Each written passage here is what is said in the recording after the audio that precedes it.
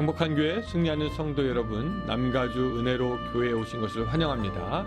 오늘은 182번째 함께하는 153 11월 17일 화요일 순서입니다. 오늘은 오랜만에 그 153의 댓글들 같이 좀 나누어 보려고 합니다. 이런 댓글 있었습니다. 바쁜 생활 속에서 하나님을 뒤에 두지 않게 하시며 남은 나의 인생을 여호와 하나님을 많이 높이며 오늘도 말씀으로 내 길을 빛으로 인도하소서, 이런 말씀 있었고요. 또 감사합니다. 24시간 하나님으로 꽉 채울 수 있게 간섭하여 주소서. 저는 여기서 이 간섭하여 주소서라는 말이 너무 좋습니다. 하나님께서 저를 간섭하여 주시옵소서. 인간의 간섭은 귀찮습니다. 그러나 하나님의 간섭은 우리를 선한 길로 인도하니 거기에 은혜가 있죠. 또 주님 날마다 말씀에 비추어 나를 돌아보게 하소서. 기도를 통하여 주님과 더욱 친밀해지기 원합니다. 경건의 연습을 쉬지 않도록 붙들어 주소서. 또 말씀으로 하나님께 순종할 때 무너진 삶을 일으키시는 오직 하나님, 이런 고백도 있었는데요. 자, 여러분들의 그런 댓글을 읽고 있으면 말씀을 전했던 저도 참 힘이 날 뿐만 아니라 그 댓글을 나누는 여러분들에게는 감사와 도전이 될 줄 압니다. 한 번도 댓글을 안 나누셨던 분이 있다면 좀 과감하게 나누어 주셨으면 좋겠습니다. 혹 저희 교인이 아니어도 좋습니다. 여러분들의 감사의 제목, 또한 기도의 제목, 또한 감동받았던 거, 도전받았던 거 같이 나누면서 우리 안에 이렇게 풍성한 하나님에 대한 고백들이 넘쳤으면 좋겠습니다.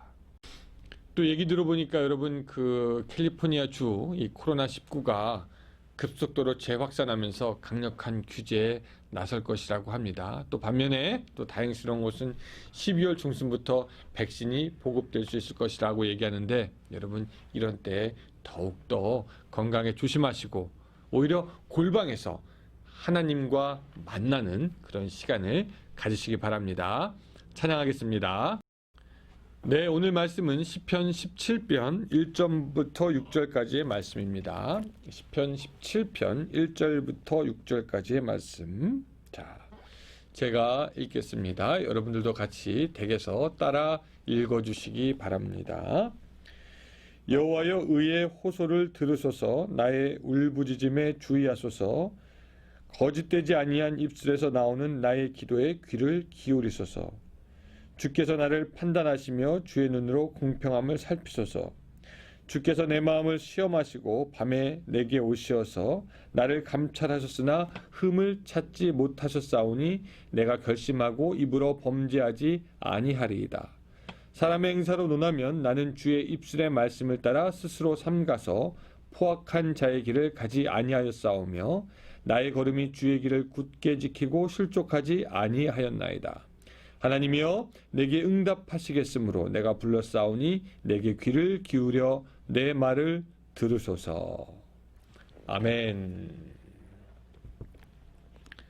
우리가 열왕기상에서 보지만 하나님께서 솔로몬에게 나타나셔서 말할 때는 다윗 얘기를 자주 하십니다. 내 아비 다윗같이, 다윗이 했던 것 같이 하면서 다윗처럼 너도 행하라고 말씀하십니다.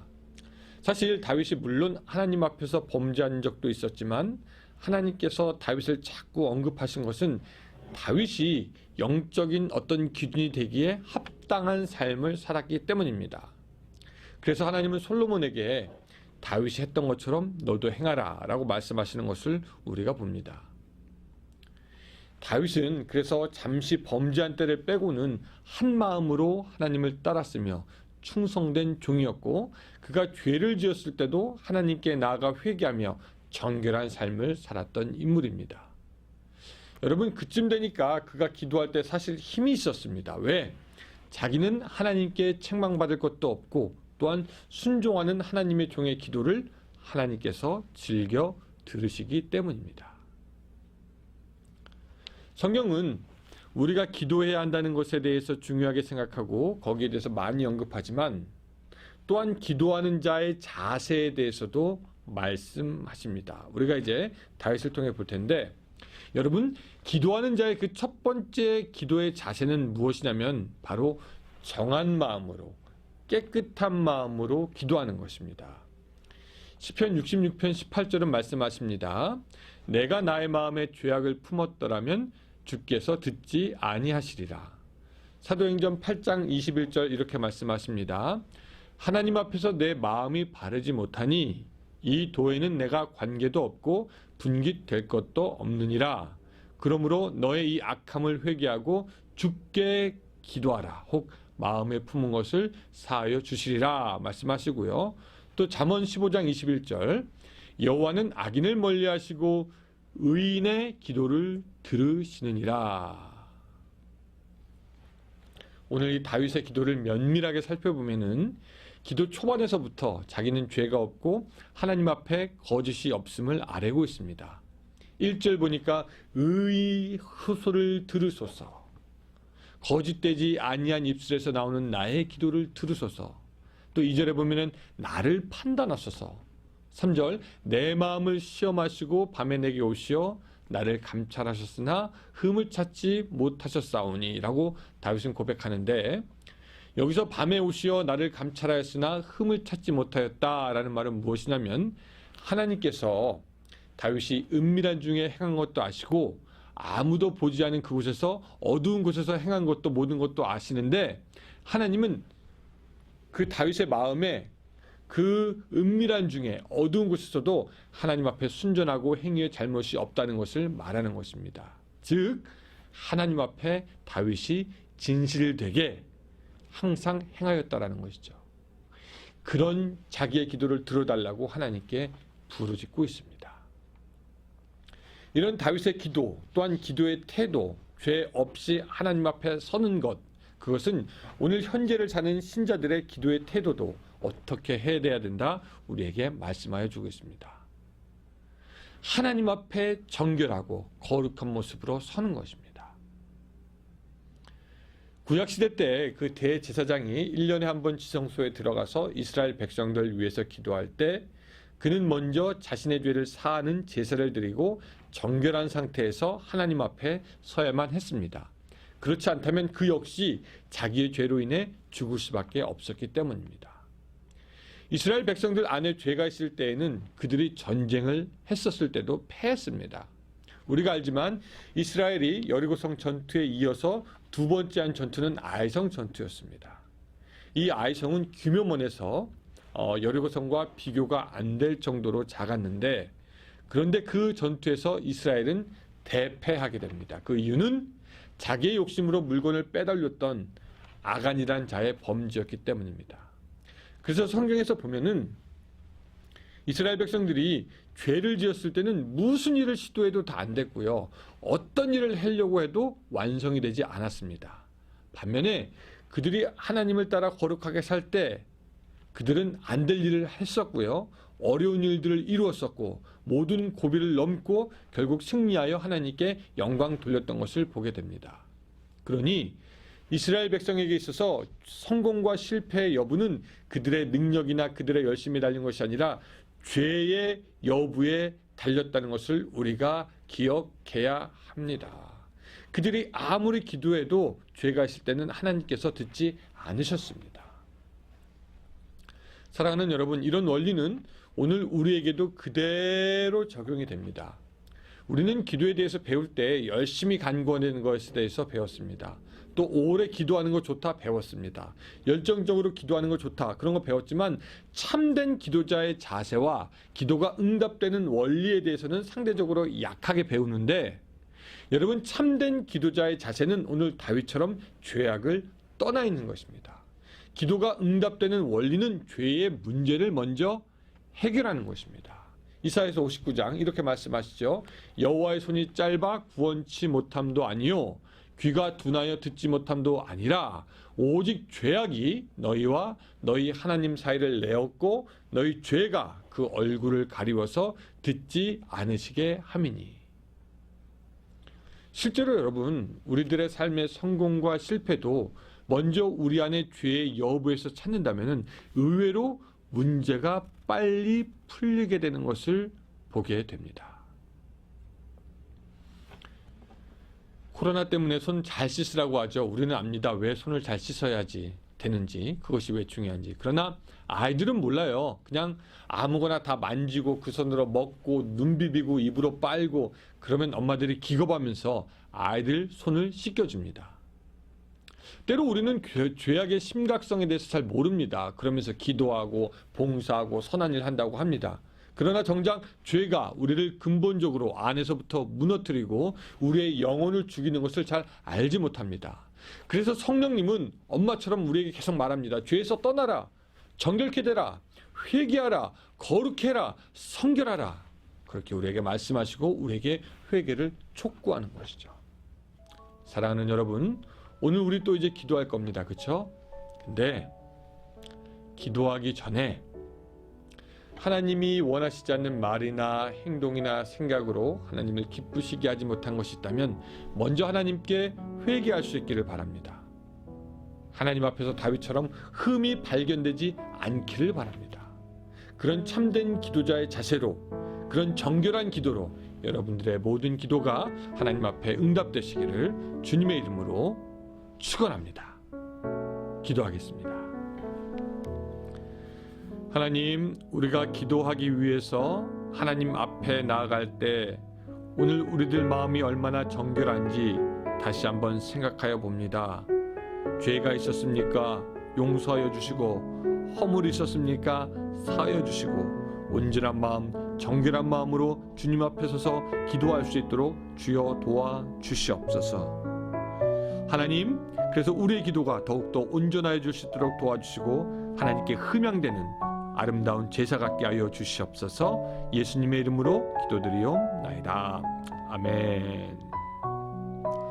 네, 여러분 오늘도 함께해 주셔서 감사합니다. 우리 이제 30분 동안 같이 기도하며 하나님께 나아가겠습니다. 오늘도 승리하세요.